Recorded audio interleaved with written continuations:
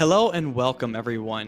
Today we are joined by Mike Larson, owner at Larson Acres, and Brian Kelroy, dairy production specialist with Zoetis. And today we're going to be focusing on Zoetis lameness, the evaluations, and some of the ways that that data is being used on progressive dairies. Mike, Brian, thank you so much for taking the time to be here with us today. You're Thank welcome. you very much. Yep, thanks for having us. To start with a little background, Mike, will you share a little bit about Larson Acres, what your incorporation of these traits has looked like, and a little history of this progressive dairy farm? Well, thank you, and thank you for asking me to be a part of this. It's something that is always near and dear to my heart. I love numbers and diving in, and it's what I really like to do. Like you said, I'm Mike Larson, one of the owners here at Larson Acres. I'm part of the fourth generation of Larsons that have been farming in southern Wisconsin. We're about a half hour south of Madison, farming with the fifth and sixth generations now that have been farming for over 100 years. Um, we milk about 2,900 cows, farm about 5,500 acres, and really like looking at that genomic information. Awesome. And Brian, you have a lot of experience in this area and have worked with Mike and his team for quite some time. Will you give us a little overview of what your involvement is there today? Yeah, so again, as Mike said, thanks for having us on today and honored to be a part of this.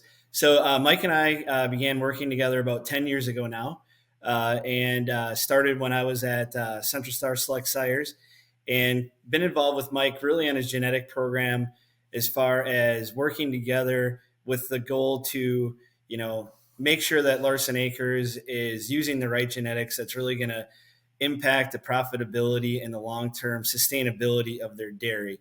So Mike and I in the past, we would meet every quarter, go through information, and it was always fun and really enjoyable. We'd spend a few hours going through bowls and talking back and forth, and really the advantages, disadvantages, where we feel this genetic portion would really help the dairy.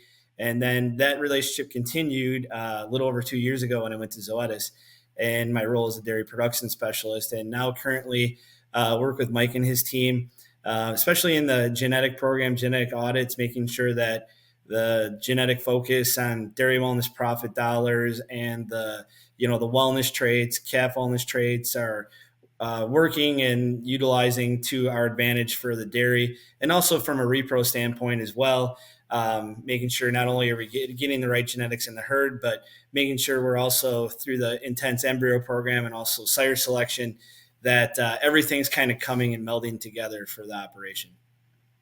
And as you mentioned, Brian, Larson Acres is an excellent partner, whether it's data flowing into the system and a lot of genomic testing and a very aggressive reproductive technologies, including a lot of embryo work. It's really cool to see what's going on there, and it's a really cool place to walk some cows. We were fortunate enough to have a tour there during World Dairy Expo this last year, and Mike, just an awesome group of cows that you guys are raising there. They're a lot of fun to look at. Looking at lameness, there's a lot of specifics and a lot of generalities. We define lameness as some sort of mobility issue, and we'll, as a sire team, say that that's one of those traits that you know it when you see it as a dairy person, whether it is some sort of functionality issue in conformation, or a lesion in the foot, or an injury to a foot or a leg. We know it's one of the top 5 reasons that cows leave the herd nationally, and we know that nationally, 17% of cows are estimated to qualify as lame sometimes within their lactation. So it's really important as we try to extend the longevity of cows in the herd. Mike, how do you guys define and record lameness on farm since it's so different farm to farm? What we do is everything goes in as a lame remark, even a routine trim. So then there's a little bit of work to dig it out. You just can't count lame remarks because sometimes it was just a routine trim or a mid lactation trim or a dry off trim. So then for us, it's relatively easy the way we record. if you look at older cows in our computer, every animal would have at least one lame remark from last lactation. Most often it's just trim only. So then if we break it down, and I do this all the time, it's not that I don't trust Brian's numbers or Zoetis numbers. They come with the pretty pictures and the graphs, and it all looks nice. But then my guys would ask me, well, what does that mean? So I can sit down in front of the dairy comp and I can plug in some numbers and recreate Zoetis's pretty graphs by down and dirty raw numbers from my computer. If I can do something real simple, it takes me a few minutes just to type in some items and commands, and I can break apart different criteria, and it's fun. It's fun to recreate the numbers I can get from the genetic audit. And not only are cows being culled a problem associated with lameness, but even cows that are able to recover and stay in the herd have some costs associated with them. When you're thinking about what does it cost you to have a lame cow, how all does that affect your financial picture? Oh yeah, like all dairymen, there's nothing we like worse really than to see that cow that's struggling, it coming to the parlor. It slows down efficiency. It's hurting production, breeding and expression of heat and everything, and it's it's, it's kind of it's too late. Once you have that lame cow, of course you're going to do everything you can to help her recover, but it's almost too late. So using this information and picking the sires and what cow families we want to get more daughters from, we think we can stay ahead of the curve and just have less lameness, because it's a very, very expensive disease. And being too late is a really good point. A term that I've enjoyed lately is performing preventative maintenance on your cows via genetics. And the Zoetis lameness evaluation is something that's relatively new to producers to be able to utilize as a tool. Brian, will you tell us a little bit about when does this trait come into play? And when you're looking at a bull card or a genomic evaluation, what do those numbers mean to us looking at them? Sure. Well, actually, about 10 years ago or a little less than, Zoetis looked at when you look at genetics and knowing that disease related incidents on a dairy can have a significant financial impact on the dairy. So they thought this was a unique opportunity to really dig into the data to help manage disease incidents and improve profitability when it comes to these, helping with management practice. So Zoetis took up a multi-year field study. And really, the objective of this study was to evaluate the association of the wellness traits and the predictions, and then the observed incidence of the health events in the dairy cattle, really within the first 305 days in milk. So they enrolled 11 Holstein herds, averaging 4,180 cows, and they were distributed all across the United States. And they analyzed all lactation records of first and second lactation cows within the first 305 days in milk. And really, when it came down to it, that's where the wellness traits came from. They saw, lameness was a big one, right? They saw how lameness throughout the lactation could impact the dairy and how lameness events were very different based off the genetic makeup of those individual animals. And so as those evaluations go through, they're a little different than what we're used to seeing. They're an STA with the average mean being 100 in the center. Can you tell us a little bit about how to look at those on our individual animals? And then maybe we'll dig into some quartile analysis. Sure. And I guess the one thing I should also mention from that last question is, so that was the original study, and Zoetis is constantly updating. They're looking at the formula for sure once every year, if not every quarter, and adding more information when it comes available. So this last August, about 6.5 million records were added to the analysis. And with that, if you had mentioned lameness being roughly 17% of the reason why animals are culled, if there's ever a change in culling, let's say lameness would jump up to 25 or it would drop down to 10, then the formula would be adjusted likely, based off of what economical impact that would have on the current general population. But I think it's really neat because we're not looking, really we're looking at the overall health and longevity of the animal, and it really comes back to selecting for how dairy wellness profit dollars makes the herd more profitable overall. And then as far as the STAs go, so when we look at the range, you're generally going to see a range anywhere from 77 to 80 to up to maybe 113, 115. But when we look at 100, 100 would be the center, kind of the average. So if we're looking at jumping to 105, then we're looking at, a 25%, decrease in incidence rate. And we kind of use those quartiles. And if you go to from 100 to 95, you're looking at a 25% generally increase in incidence rate. And when we look at below 95, we're looking at a really high or elevated incidence rate. And generally, if we're above 105, we're looking at a lower, expected incidence rate amongst those individual traits. And so, looking at them within that scale, within Mike's herd specifically, we see the top quartile versus the bottom quartile, or even break it all out a little further than that. And so, the last analysis was 105 was the average STA for Zoetis lameness for that top quartile versus 93 being the bottom quarter.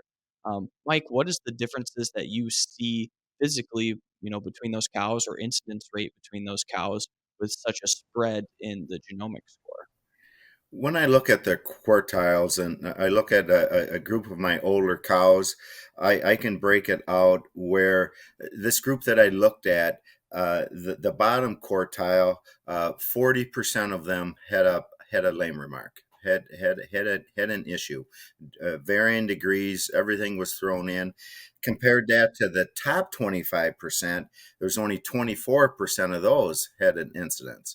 So it's just remarkable to me that this information that we had from when there was a baby calf holds true all the way through, year after year. Every time I do it, it's remarkable. It's incredible to see, and when you have it on the graph, it's like, wow, these numbers are huge, and I can't believe that within the same herd and the same management, there's that big a spread. Is that the normal analysis that you see, Brian, looking at other herds? Yeah, generally speaking, we're going to see, that big spread here in Larson Acres. We had that 63% reduction amongst those quartiles, and it can vary from herd to herd. Generally speaking, the more sound the management practices are, you're going to see a bigger spread. But lameness traits, you can see generally anywhere from usually 33% to up to 67%, depending on the dairy, of a spread between those top and bottom quartiles. And when I break it apart even a little farther and I look at the deciles, they're the bottom 10% compared to the top 10%, it really shows. I just quickly this morning, I took the group of older cows, the bottom 10%, and they needed to be less than 94 on Zoetis lameness. 42% of those had an incidence. Then we compared that to the top 10%. They were all greater than 107, so 108 and greater, and only 15 out of those 100 cows had a case. Roughly 3 to 4 times more likely to have a case of lameness if they're in the bottom 10%. It's just remarkable. Wow, the proof is really in the pen there. And as Brian said, under ideal management and good functionally sound cows, you really see the spread. Mike, are you looking at this more on the sire selection side? Are you looking at it on the female selection side within your genetic program? How are you utilizing this data to breed for the next generation of cows? We're looking at it in both the sire and the dam. We don't do a lot of single criteria picking. I trust the economics that Zoetis puts in the dairy wellness profitability dollars. So I generally just start with the dairy wellness profitability dollars. I trust that the economics that they put in the formula makes sense.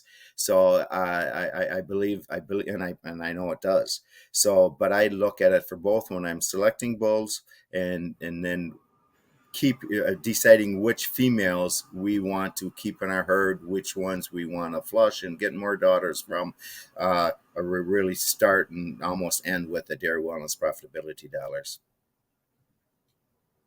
And a really great way to do it, looking at those composite indexes to get balanced cows that are going to perform well in the herd. In addition to genetics, what other ways do you try and manage lameness as a farm manager and manage your cows, or what things do you do to your facility just to try and manage it from both sides? We consider it a whole farm approach. It starts by having our stalls groomed properly. We've as our facilities are getting older, we are adding more rubber, trying to keep the cows off of concrete as much as we can. It starts with properly designed stalls that we're not overcrowding crazy amount, so we can have cows lay down, to try to be on rubber as much as they can. A trimming program that fits the lactation or the age of an animal, and just try to be proactive. Absolutely, and I like the idea of a whole farm approach. That's really what it takes to be profitable and progressive in today's dairy industry. Brian, what can we expect to see for lameness evaluations as Zoetis continues to work to add more cows into this research? Yeah, so Zoetis is they're always looking to add more cows, add more data, and as the data gets inflowed, I think we'll probably expect to see the reliability of that trait increase a little bit more over time, and we're constantly making sure that Mike had talked about trimming events, that those events are pulled out of the formula so that we're not recording a lameness event, as a hoof trim, and really, as far as continuously updating the formula as we add data just to make sure that the formula is on the right pace for the overall profitability of the herd. Mike had mentioned that, the sound management practices. And, when an individual dairy is looking at wellness traits, I think it's, really great opportunity if maybe a dairy is challenged in that certain spot, to kind of, if a dairy is having a problem with lameness, for instance, then on their genetic standpoint, once they get to that overall index that they like for DWP, with so many high DWP bulls out there, they can kind of use that as if I'm challenged in the lameness area. All right, once I get to my DWP number I like, I'm going to then select the highest bulls for lameness in that group to kind of help them from a farm standpoint. But Zoetis is always looking to constantly add information and update the formula, make sure that the formula is best for the overall profitability of the dairy. And as you say, there's a lot of high bulls out there that are options, and we're excited that you can find Zoetis lameness STAs as well as all other Zoetis health traits on all of our bulls on their bull pages on the website. A couple of highlights in our Holstein lineup, we have bulls up to plus 110 STA for Zoetis lameness, like 7HO17348 Shack, and Easton out of a Parfect. So that's a sire stack that we really like and is a customer satisfaction type of bull. As well as in our Jersey lineup, we also have bulls up to plus 110 STA for Zoetis lameness, like 7JE2197 Mist, a Duramax out of a Tucker. And so, as our producers go through and look at all of these bulls, we hope that they make sure to keep an eye on this Zoetis lameness trait. We think that it's something that's going to continue to grow in importance as our heifer population shrinks and we try to extend the longevity of cows within the herd. It's important to be able to manage this trait genetically as well as physically on farm. We really appreciate both of your time. Thank you so much for your input and your wisdom. As we continue to learn more about Zoetis lameness and other health topics, continue to tune in to the Select Sires podcast, and we'll have some more interviews that further break down some of these traits and the mechanics and calculations behind them. So with that, Mike, Brian, thank you both so much for your time here today. Thank you. Thank you for having us.